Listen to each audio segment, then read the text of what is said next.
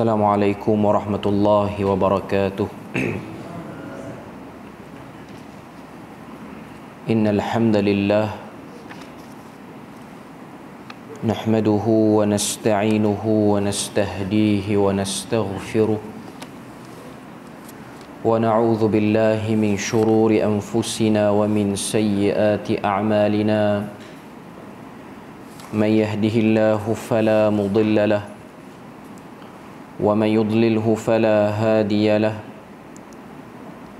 أشهد أن لا إله إلا الله وحده لا شريك له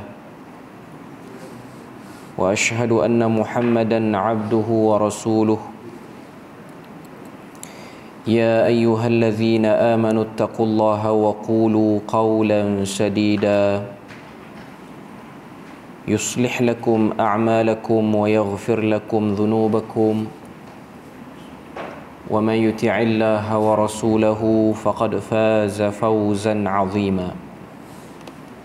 الحمد لله الذي بنعمته تتم الصالحات.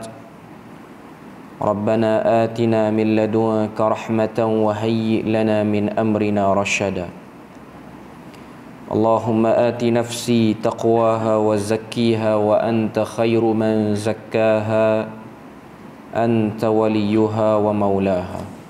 Alhamdulillah, syukur pada Allah Azza wa Jal kerana dengan rahmat dan juga limpah kurnia yang Allah Ta'ala berikan dapat kita bersama pada malam ni menyambung perbahasan daripada kitab Fiqhul Akbar karangan Al-Imam Abu Hanifah rahimahullahu ta'ala. Dan sambungan kita malam ni ialah pada bab perjanjian alam arwah, muka surat 53. Kita dah sebut beberapa perkara pada bab ni.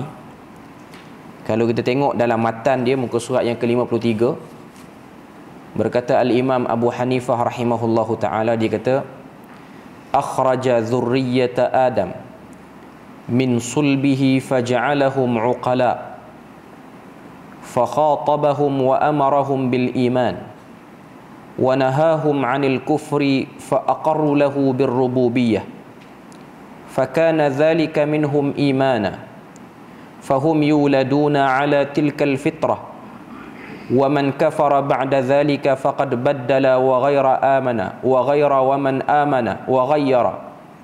ومن آمن وصدق فقد ثبت عليه ودواما.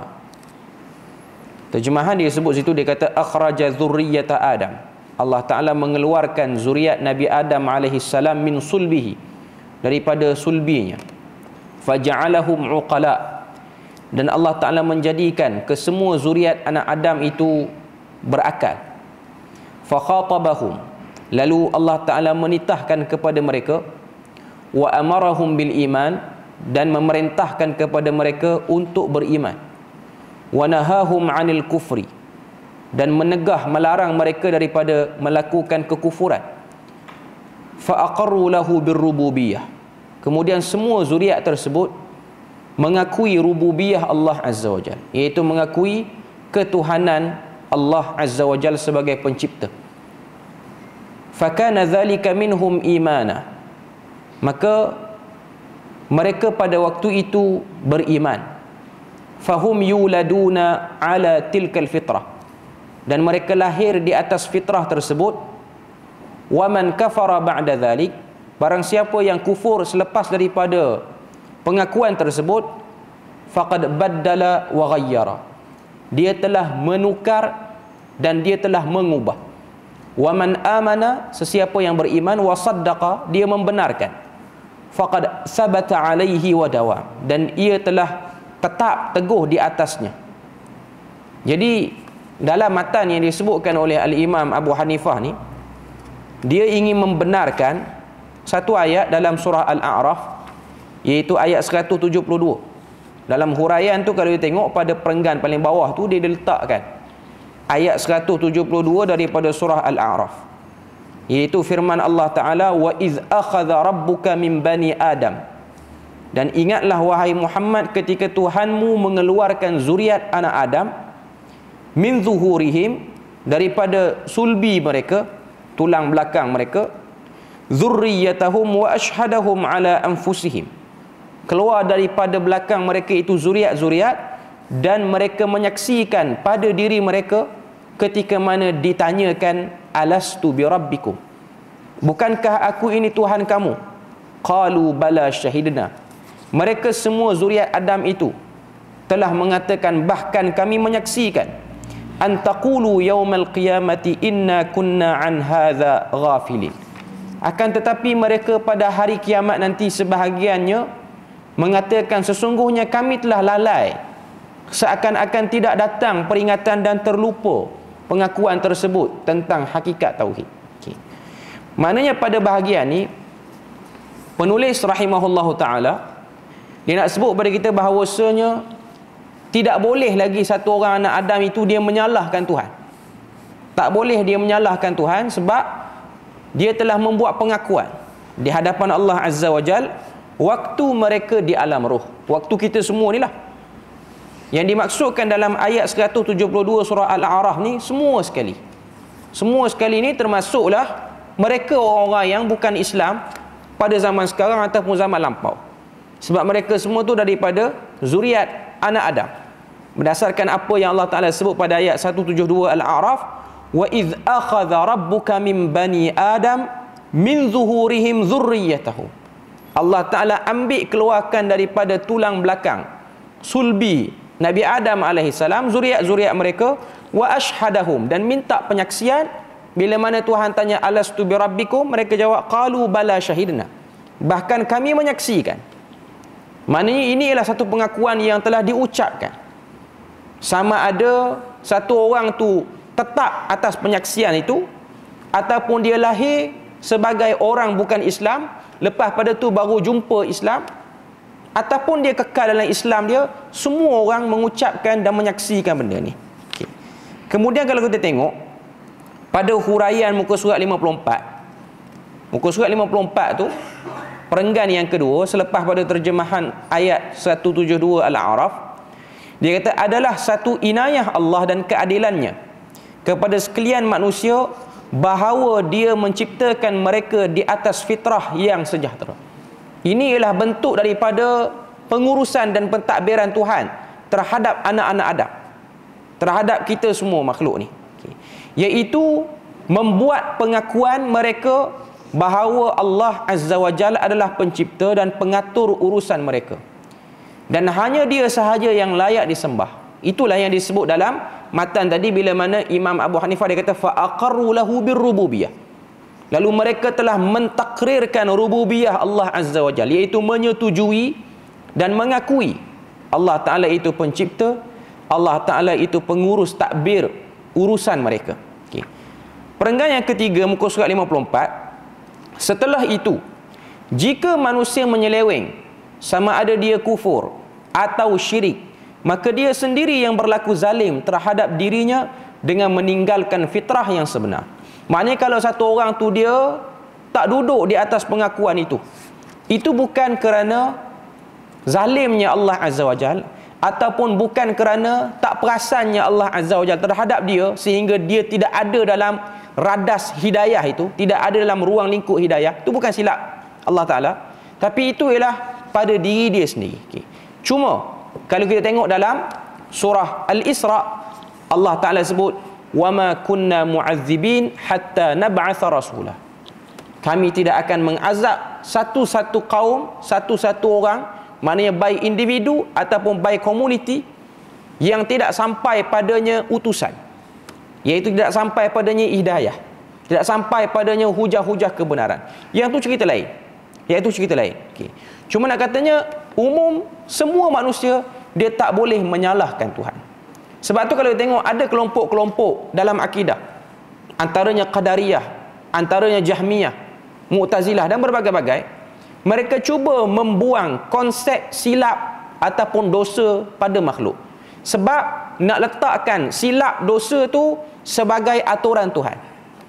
Sebab tu kita tengok ada kelompok Qadariyah, Jahmiyah, dia kata kita semua ni menjalankan ketentuan Tuhan. Satu orang tu dia jahat, satu orang tu dia syirik, satu orang tu dia tak kenal Islam, bukan silap diri dia, tapi Allah Ta'ala yang telah mengelompokkan dia dalam tu.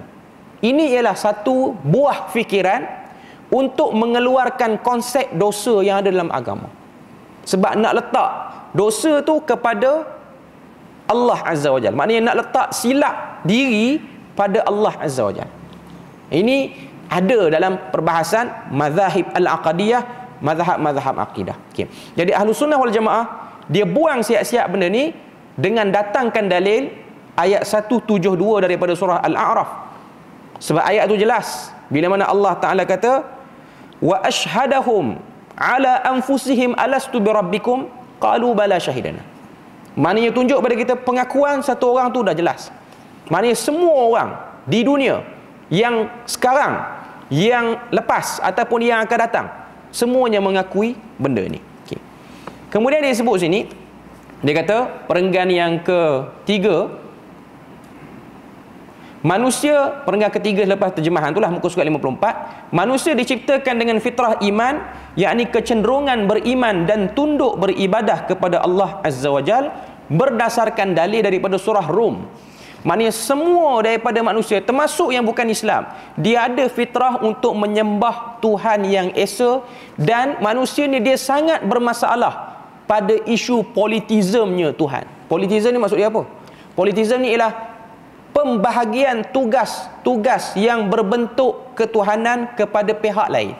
Maknanya Tuhan satu, Tuhan itu satu, kemudian kuasa-kuasa Tuhan dibahagikan kepada pihak-pihak lain. Pihak-pihak lain tu ialah orang-orang ataupun malaikat-malaikat ataupun jin-jin ataupun al-jamadat, benda-benda yang tak bergerak, batu, kayu, pokok, semua-semua duduk dalam tu.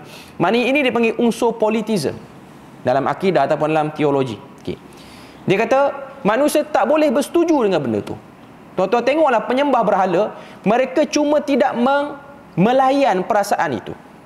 Semua orang yang menyembah berhala, dia ada rasa ragu dan ada rasa suspicious dengan apa yang dia sembah. Cuma tinggal lagi dia nak cari jawapan tak pada perasaan itu, ataupun dia biarkan, ataupun dia cari alasan-alasan tampal perasaan tu supaya tak pergi jauh. Itu kebanyakannya. Dalilnya ialah pada surah Rum ayat 30. Allah Ta'ala kata fa'aqim wajhaka lid-din hanifah, maka hadapkanlah dirimu, engkau dan pengikut-pengikutmu wahai Muhammad, ke arah agama yang jauh daripada kesesatan. Kemudian Allah Ta'ala kata fitratallahi allati fataran nasa 'alaiha, ini ialah agama yang Allah Ta'ala ciptakan manusia secara semula jadinya ada di atasnya ataupun berada di atasnya. Macam saya selalu sebut, fitrah nak menyembah Tuhan yang esa, ianya seperti ibarat kita beli satu gadget, kita beli satu device,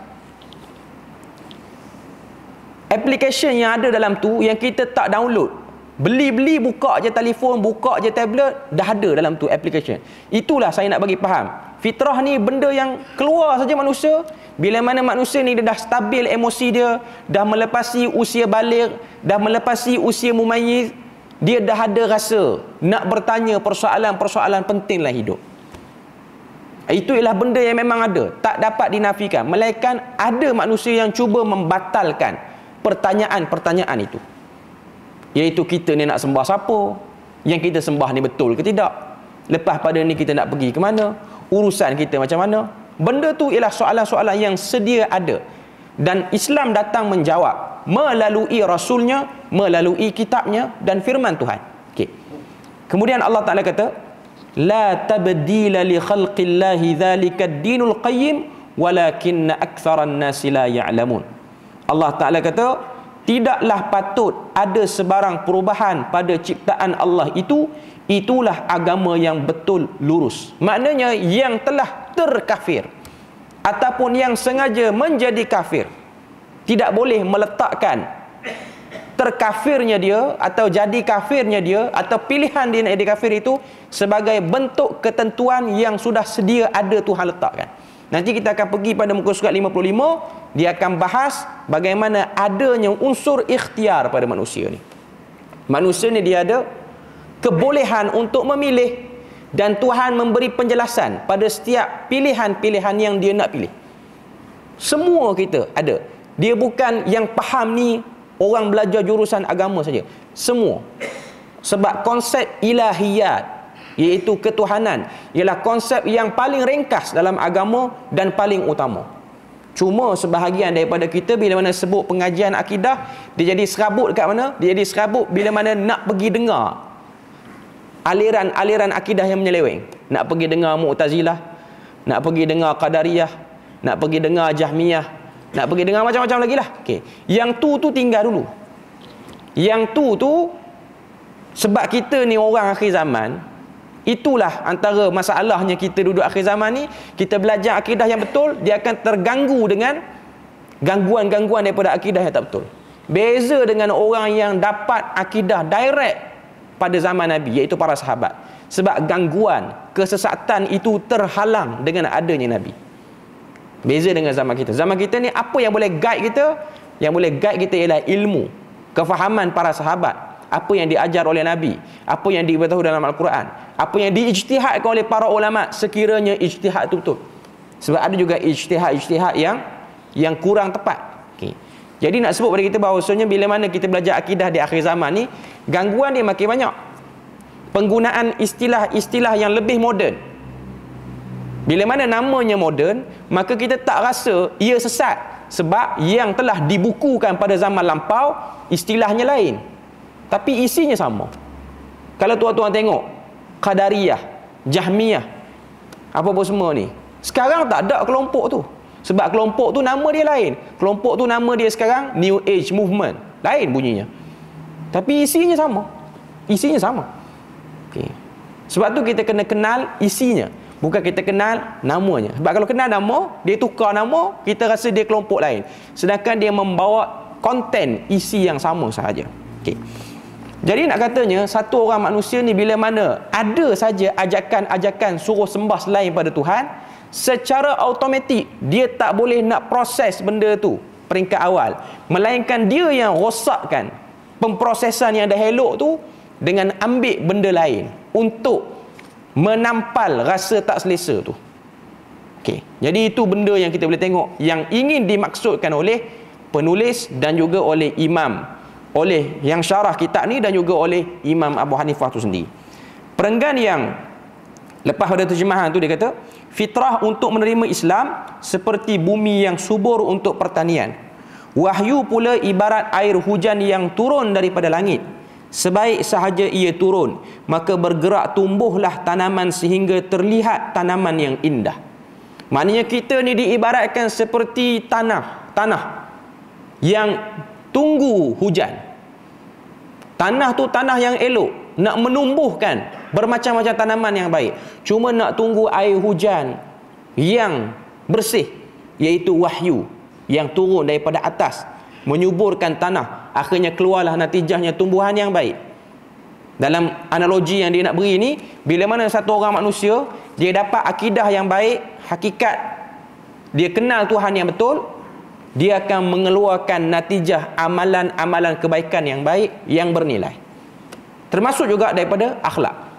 Sebab tu ada orang kata, walaupun dia ni problem, tapi dia ni baik. Sebenarnya itu slogan-slogan yang tak tepat. Contoh kita kata, orang ni walaupun dia tak pakai tudung, dia baik. Sebenarnya dia tak baik sebab dia tidak berakhlak pada Tuhannya.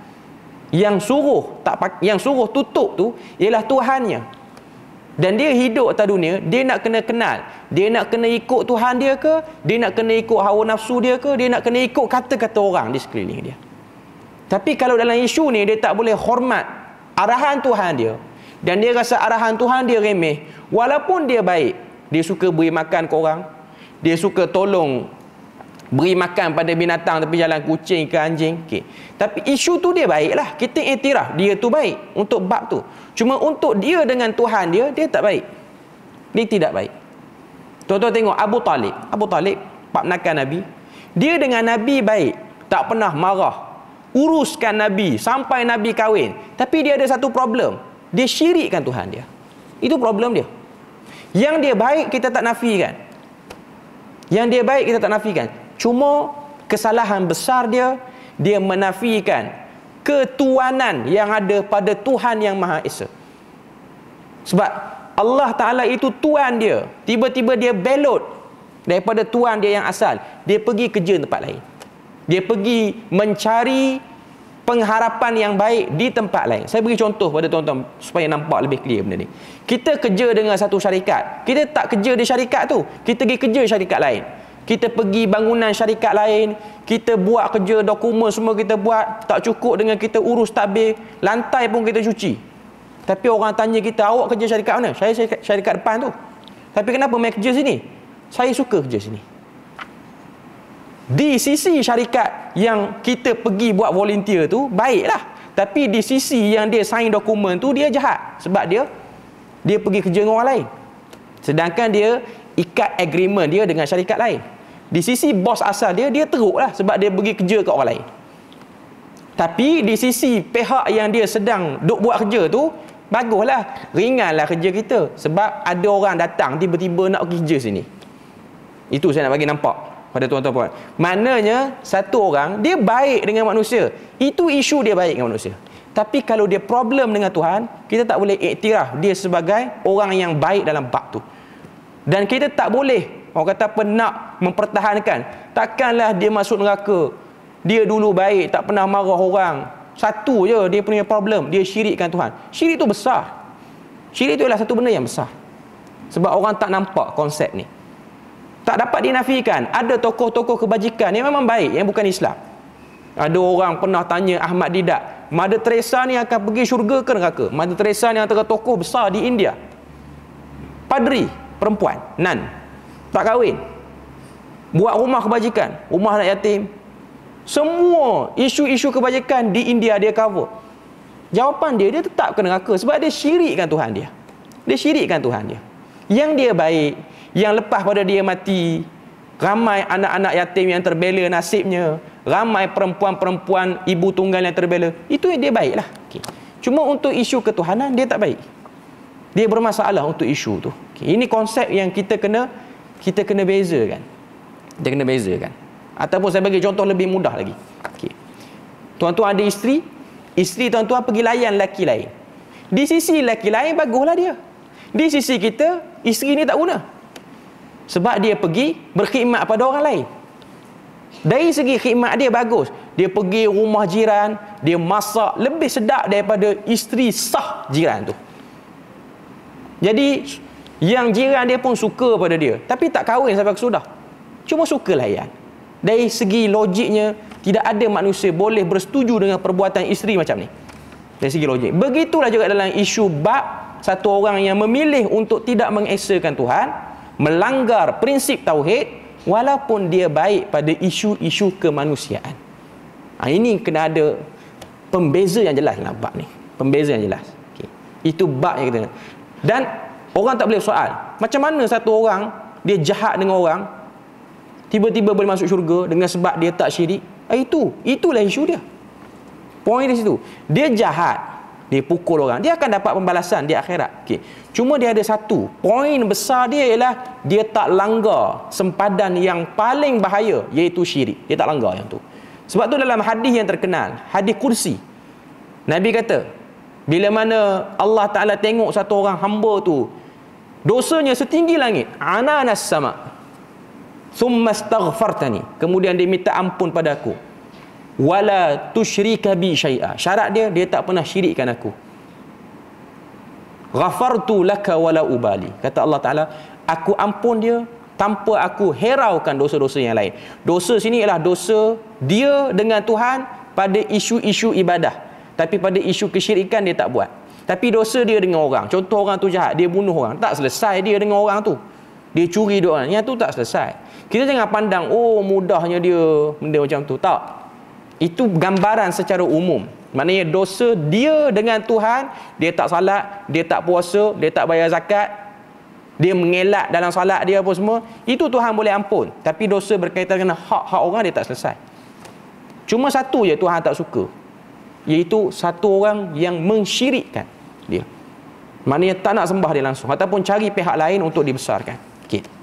Kemudian kita tengok muka surat 55, ada sikit lagi atas tu, fitrah yang menyukai kebaikan dan membenci kejahatan. Ini mendorongnya berfikir menggunakan akalnya tentang pencipta dirinya dan alam di sekelilingnya. Fitrah manusia memang dia sukakan kebaikan. Walaupun tuan-tuan tanya kepada gangster yang paling jahat di negara ni, dia suka kebaikan ke kejahatan? Walaupun dia kata, saya okey orang buat jahat, tapi dia tak suka pembantu dia yang belok pada dia. Mana ada gangster suka pembantu belok? Dia gangster, dia ada pembantu dia yang belok. Pembantu ni pun bagi maklumat pada gangster lain. Dia suka ke? Last kali dia bunuh kawan tu. Maknanya dia tak suka orang buat dia dengan jahat pun. Dia tak suka orang khianati dia. Maknanya ada satu part dalam jiwa dia, dia tak suka orang buat jahat pada dia, walaupun dia jahat. Walaupun dia jahat. Okay. Itu normal manusia. Normal manusia seperti itu. Okay. Seterusnya muka surat 55, tajuk seterusnya, perbuatan manusia adalah dengan ikhtiarnya. Sini kalau kita tengok Imam Abu Hanifah dia nak cerita satu part lagi. Kalau kita tengok dalam matan dia tu, dia kata walam yujbir ahadan min khalqihi 'ala al-kufri wala 'ala al-imani wala khalqihi mu'minan wala kafiran walakin khalaqahum ashkhasan wal imanu wal kufru fa'ala al-ibad. Okey. Kita tengok terjemahan dia kata apa. Allah Ta'ala tidak memaksa kekufuran ke atas sesiapa pun daripada kalangan makhluknya dan tidak menciptakan mereka dalam keadaan beriman dan kufur. Maknanya Allah Ta'ala lam yujbir. Allah Ta'ala tidak paksa kita, sebab dia nak bagi pada kita kuasa ikhtiar. Tetapi Allah Ta'ala menciptakan mereka dalam keadaan kosong. Maknanya kita keluar daripada perut mak, dilahirkan atas muka bumi, kita bermula dengan kosong. Nilai kita kosong. Nilai kita kosong. Kemudian kata Al-Imam Abu Hanifah, dia kata situ, al-imanu wal kufru fa'alal ibad. Iman dan kufur itu bergantung pada perbuatan hamba itu. Dia mula dinilai bila mana dia start boleh berfikir, bila mana akal dia bergerak berfungsi dengan baik, panca indera yang Tuhan bagi berfungsi dengan baik. Di situlah penilaian bermula. Okay, kita tengok dalam huraian dia kata apa. Allah Azza wa Jal tidak menciptakan ketaatan dan kemaksiatan dalam hati manusia dengan cara pemaksaan, tetapi kedua-duanya itu diciptakan dalam hatinya seiring dengan ikhtiar dan usahanya. Maknanya dalam perenggan ini nak beritahu sini, Allah tak cipta ketaatan dan kemaksiatan dalam hati manusia secara paksa. Maknanya dia nak beribadah dengan dia tak nak beribadah, dia bukan satu benda yang bersifat paksaan yang ada dalam hati manusia. Dia mesti datang dengan kerelaan hati manusia tu. Okay. Setiap manusia hendaklah memilih untuk melakukan apa yang diperintahkan Allah, kerana padanya itulah terletak keredaan Allah. Maknanya setiap pada kita ni ada kuasa pilih. Dan juga dituntut untuk menjauhi apa yang dilarang oleh Allah, kerana itu menyebabkan kemurkaan Allah. Sini kalau kita tengok, Tuhan dia nak kita buat benda yang kita redha, tapi dia tak akan blok kita buat benda yang dia murka. Sebab dia nak nilai kita melalui kaedah itu. Dia tak halang. Sebab tu Tuhan membenarkan kejahatan berlaku atas muka bumi. Tuhan membenarkan benda-benda tak betul berleluasa atas muka bumi. Tapi adakah dia redha? Dia tidak redha. Tapi dia nak tunjuk keadilan dia. Yang usaha nak buat kebaikan dia boleh buat, yang usaha nak buat kejahatan dia boleh buat. Kedua-duanya berjalan seiring dengan ikhtiar makhluk itu. Okay. Kemudian disebut lagi sini, dalil tentang manusia diberikan pilihan ialah, yang pertama, Allah mensabitkan adanya kehendak pada manusia, iaitu dalil daripada surah Al-Kahf ayat yang ke-29. Allah Ta'ala kata, wa qulil haqqu min rabbikum faman syaa'a falyu'min wa man syaa'a falyakfur inna a'tadna lidh-dhalimina naran ahata bihim suradiquha.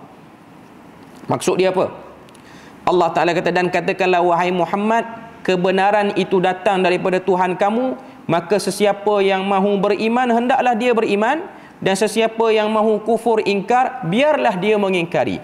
Maknanya ayat ni Tuhan nak beritahu, kami membiarkan makhluk itu memilih dia nak jadi baik ke ataupun dia nak jadi kufur. Cuma ayat ujung tu, fasilah al-ayah, penutup pada ayat tu, inna a'tadna lidh-dhalimin, kami sediakan bagi orang zalim. Orang zalim ni merujuk kepada orang kafir yang memilih kekufuran. Naran. Naran situ datang dalam bentuk dalam bentuk umum. Naran dengan makna api neraka, yang bukan setakat api semata-mata. Ahata bihim suradiquha. Api itu akan melingkari mereka laksana tembok yang akan memagari mereka. Maknanya Tuhan beri pada kita sini ancaman.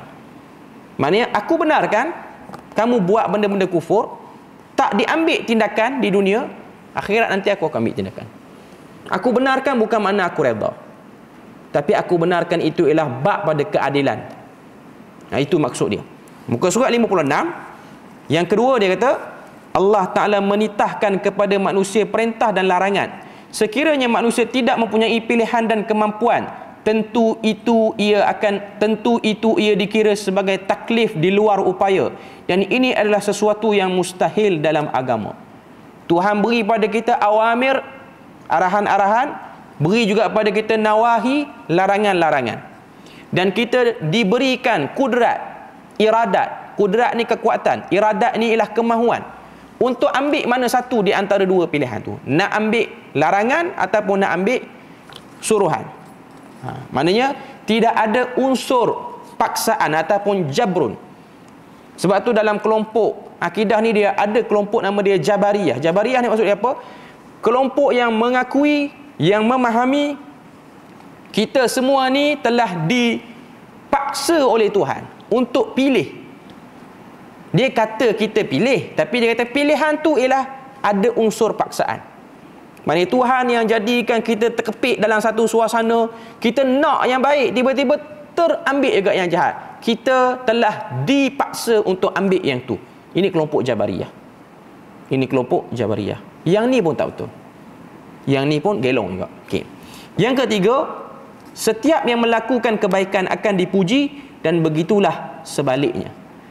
Sini Tuhan nak beritahu pada kita, sini penulis nak beritahu pada kita melalui dalil-dalil yang telah dibawakan tadi, setiap benda baik akan mendapat pujian. Pujian sini umum. Maknanya pujian daripada Tuhan melalui para malaikat yang merekod amalan kita, sebab malaikat dia akan bawa kepada Tuhan dalam keadaan Tuhan Maha mengetahui, lalu Allah Ta'ala memasyhurkan nama pelaku kebaikan tu. Sebab tu ada satu hadis yang diriwayatkan oleh Imam Muslim daripada Abu Darda. Abu Darda ni seorang sahabat yang sangat alim dan juga seorang sahabat yang abid, orang yang banyak buat amal ibadah. Dia suka buat amal ibadah dan dia buat amal ibadah dalam keadaan tersembunyi. Tapi Tuhan jadikan dia sembunyi, orang perasan. Amalan dia tu dia sembunyikan, orang perasan. Bila mana orang perasan, orang pun bercakap-cakap. Orang kata Abu Darda ni bagus, Abu Darda ni orang yang suka buat ibadah. Dia rasa tak selesa sebab dia takut amalan itu telah berlaku di atas sebab nak dapatkan pandangan baik orang, nak dapatkan pujian orang. Dia pergi jumpa Nabi. Dia kata, ya Rasulullah, aku rasa tak selesa dengan benda berlaku. Aku dah usaha untuk sembunyikan, tapi orang perasan. Nabi jawab apa dalam hadis riwayat Muslim? Nabi kata, tilka ajilu busyral mu'min. Itulah berita gembira yang telah disegerakan kepada orang beriman. Maksudnya apa? Tuhan jadikan pujian-pujian telah keluar walaupun si pelaku belum mati lagi, dan si pelaku tu bukan buat amal kebaikan dalam keadaan riak, tapi orang yang perasan. Bila mana dia buat macam tu, ada orang puji, Nabi kata itulah berita gembira yang Tuhan segerakan di dunia. Maknanya Tuhan dah terima amalan yang kamu buat, Tuhan dah beri pahala amalan tu sehingga kebaikan kamu tersebar. Dalam keadaan dia tak buat secara terbuka dan dia tak buat dengan riak.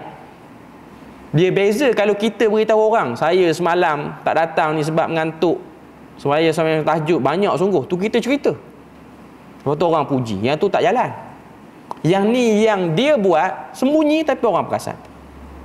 Dia buat secara sembunyi tapi orang perasan. Okay. Jadi bila mana Nabi sebut macam tu, dia lega sikit lah. Abu Darda dia rasa lega. Maknanya ada benda-benda yang Allah Ta'ala jadikan. Kalau tuan-tuan tengok contoh yang kita boleh tengok pada zaman kita ni ialah karangan para ulama. Termasuklah kitab kita ni, iaitu Fiqh Akbar ni. Imam Abu Hanifah, dia tak pernah sangka yang akan baca Fiqh Akbar ni lah orang Melayu. Dia tak pernah sangka pun. Tapi kenapa sampai? Kerana dia tulis dengan pengharapan pahala yang baik. Dia mungkin duk fikir kitab dia ni duk belegar dalam keadaan dalam kawasan negara Iraq ni lah kot.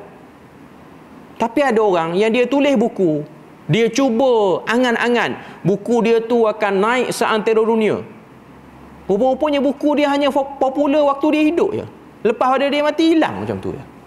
Ada, tapi orang tak angkat. Tapi keberkatan daripada para ulama, tulis bukan kerana nakkan habuan dunia, sampailah pada kita buku ni. Dan termasuklah ulama-ulama yang lain, Ibnu Hajar Al-Asqalani, Imam An-Nawawi, antara tokoh-tokoh yang penulisan dia sangat masyhur, melepasi sempadan orang yang bukan sebangsa dengan dia. Maknanya yang baca buku dia bukan orang Arab, walaupun dia tulis dalam bahasa Arab. Yang baca buku dia ialah orang lain. Dan mereka-mereka ni tak sempat nak rasa royalty, dapat bayaran pun daripada kitab-kitab ni. Kalau macam kita tulis buku kita famous, orang terjemah, kita hidup lagi, dapatlah sikit. Orang kata apa? Honorarium daripada pihak yang nak buat khidmat pada buku kita. Tapi mereka-mereka ni kita nak bayar pada siapa? Dia orang pun bukan nakkan kepada duit royalty kitab ni. Sebab tu para ulama mengajarkan kepada kita adab. Bila mana kita baca kitab para ulama yang dah lama silam ni, kita mulai dengan qala al-muallifu rahimahullahu taala wa nafa'ana bi'ulumihi fid daraini amin. Itu doa kepada pengempunya kitab. Sebab itu yang paling berharga. Itulah honorium yang terbaik untuk pemilik buku ni, iaitu dia nakkan doa-doa kebaikan orang yang telah mengambil manfaat daripada ilmu yang dia karang. Okey. Kemudian dia sebut lagi yang keempat, setiap orang merasai sendiri perbuatan yang dilakukannya itu, mana dengan pilihan dan mana dengan paksaan. Dan syarak membezakan hukum orang yang dipaksa dengan hukum orang yang ada pilihan. Ini diambil sikit syarahan daripada kitab Aqidah Ahlus Sunnah wal Jamaah oleh Syekh Muhammad bin Saleh Al-Utsaimin rahimahullahu taala. Okey. Dia kata satu orang yang mana dia pilih, dia akan rasa pilihan dia tu betul ke tak betul. Dia buat kebaikan, dia akan rasa itu lebih menenangkan hati.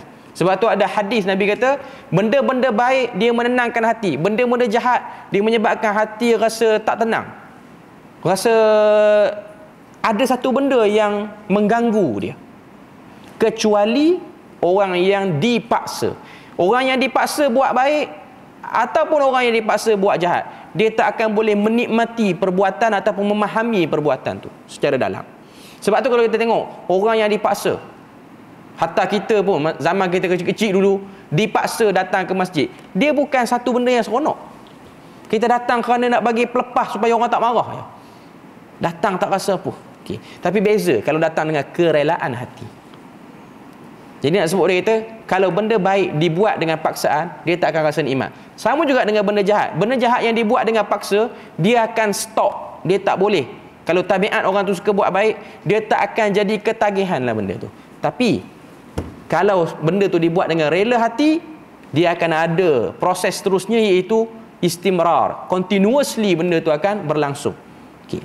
Seterusnya dia sebut lagi dalam perenggan yang terakhir itu sebelum masuk tajuk yang seterusnya. Oleh itu, tiada sebarang pemaksaan daripada pihak Allah ke atas manusia. Allah menciptakan mereka di atas fitrah, sukakan kebaikan dan bencikan kejahatan. Antara perkara kebaikan ialah mensyukuri pemberi nikmat, yang merupakan satu kesedaran supaya beriman. Manakala salah satu perkara kejahatan ialah tidak bersyukur kepada pemberi nikmat, yang merupakan keingkaran dan tidak berterima kasih. Jadi clear, nak sebut kepada kita bahawasanya ikhtiar benda yang ada. Mana-mana kelompok yang cuba menafikan ikhtiar, sama ada mengatakan kita ni boleh buat apa benda saja kita nak buat, Tuhan tak boleh ambil tindakan apa-apa, ataupun yang kata kita tak boleh dikenakan benda-benda buruk dengan sebab kita buat ni, dengan sebab kita dipaksa oleh Tuhan. Itu pun tak betul. Sebab kita berada dalam medan, kamu dapat satu tempat ni, kamu boleh pilih kamu nak buat apa. Okay.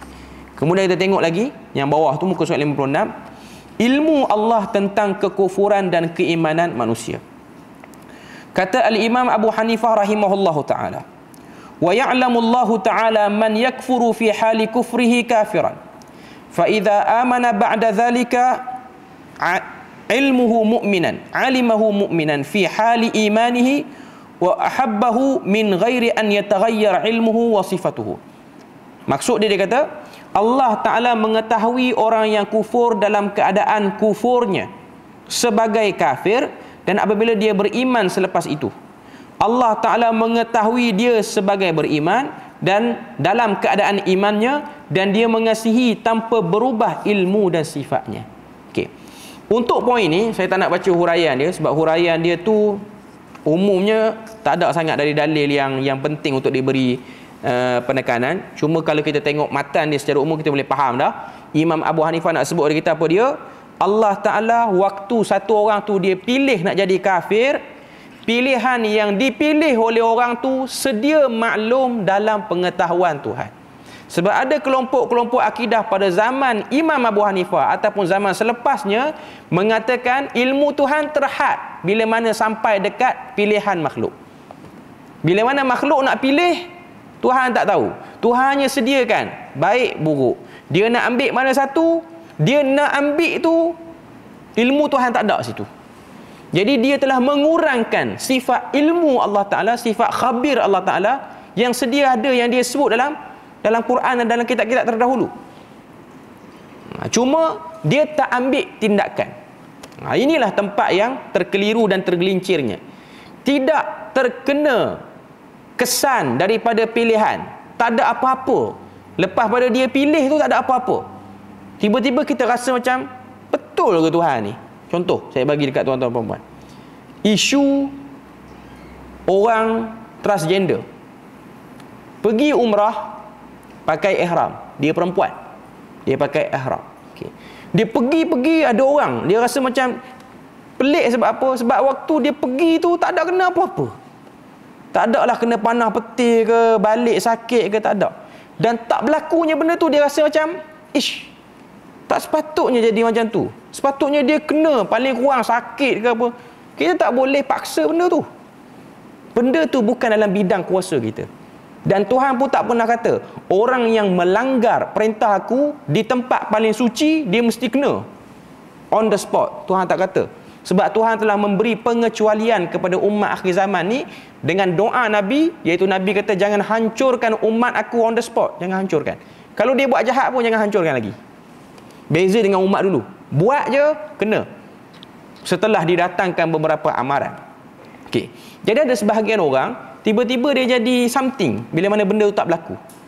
Macam mana satu orang transgender darai, istilah kita darai kan? Okey. Pergi situ tak kena apa-apa. Kita tak boleh pelik benda tu. Dan kita tak boleh jadi kalut nak buat macam-macam ulasan, tak boleh. Kita tak setuju dengan perbuatan tu. Cuma tidak berlaku apa-apa kesan itu bukan indikator kepada kita nak argue. Kita tak boleh argue benda tu dengan sebab berlakunya benda nak argue kuasa Tuhan, tak boleh. Ada orang dia rasa tak sepatutnya lah berlaku macam tu, sepatutnya dia mesti kena lah. Dia akan kena di akhirat, dia tak kena lagi. Dia tak kena lagi. Kita memang tak setujulah benda tu, confirm kita tak setuju. Cuma ada orang dia rasa macam lambatnya orang tu kena azab. Sebab dia ada orang, dia geram dengan orang tu, dia nak suruh azab tu cepat turun. Kita tak boleh buat benda tu. Kita tak puas hati dengan orang, kita memusuh dengan orang tu. Kita doa, minta-minta dia lepas pada ni accident. Kita boleh sebut, tapi terima tak tahu. Kita beri lalu azan dulu. Okey. Kita sambung sikit lagi sebagai penutup pengakhiran untuk bab ni. Iaitu bila mana Al-Imam Abu Hanifah dia sebut, dia kata wa ya'lamullahu man yakfuru fi hali kufrihi. Allah Ta'ala tahu satu orang tu dia nak pilih jadi kafir dan ianya bukan benda yang terhalang bagi Tuhan. Okey. Fa idza amana ba'da dhalika alimahu mu'minan fi hali imanihi. Dan bila mana Allah Azza wa Jalla tengok hamba tu yang telah pilih jadi kafir tiba-tiba berubah jadi beriman balik, tu pun dia dah tahu. Itu pun dia dah tahu. Okey. Samalah juga dengan satu orang yang pilih nak buat kebaikan, itu semua dalam pilihan, itu semua dalam pengetahuan Allah Azza wa Jal. Tidak ada satu pun yang terhalang. Cuma satu je konsep yang kita kena tahu dan kita kena ingat, Tuhan beri kita kuasa pilih. dan dia tahu kita nak pilih apa, dan kita akan dinilai pada apa yang kita pilih. Dan kita tak boleh petikai kenapa kita pilih yang ni. Contoh, kita pilih yang buruk, tak ada kena apa-apa. Ataupun kita tengok orang pilih buat benda buruk, kenapa dia tu tak datang masjid, tak semayang, tak apa, hidup okey, dia pilih nak buat benda tu, dia tak dapat. Okey, yang tu tak boleh dipertikaikan, tak boleh petikai. Cuma Tuhan tak akan mungkiri janji dia. Kalau dia tak kena di dunia, dia akan kena di akhirat. Macam tuan-tuan tengok hari ni kan, okey, lama duk bincang, kena juga last sekali 12 tahun. Okey, malah cerita panjang-panjangnya tu, okey, jadi isu lain. Okey, cuma nak katanya itu ialah Tuhan akan beri, take time, kamu akan kena.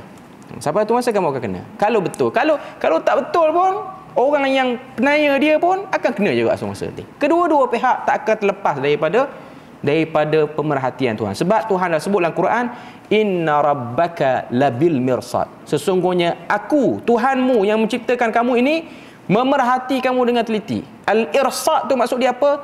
Tengok, kalau dalam bahasa Arab, terjemahan bahasa Arab yang moden, tengok pakai satu kanta yang sangat teliti. Sebab tu alat yang tengok anak bulan dalam bahasa Arab dia panggil al-irsad. Irsad maknanya tengok dengan mata takkan nampak lah. Okey, tengok dengan kanta yang banyak apa semua. Maksudnya Tuhan nak, bukan kata Tuhan nak tengok perbuatan kita tu dengan kanta, dengan apa, bantuan apa semua, tak. Tapi dia tengok macam mana kita dapat keputusan. Kita tengok dengan benda tu teliti. Di mana-mana angle yang tersembunyi pun Tuhan tahu. Okey, jadi kita berpada situ. Moga Allah Ta'ala beri kita rahmat dan berkat. Subhanakallahumma wa bihamdik, asyhadu an la ilaha illa anta wa astaghfiruka wa atubu ilaik. Wassalamualaikum warahmatullahi wabarakatuh.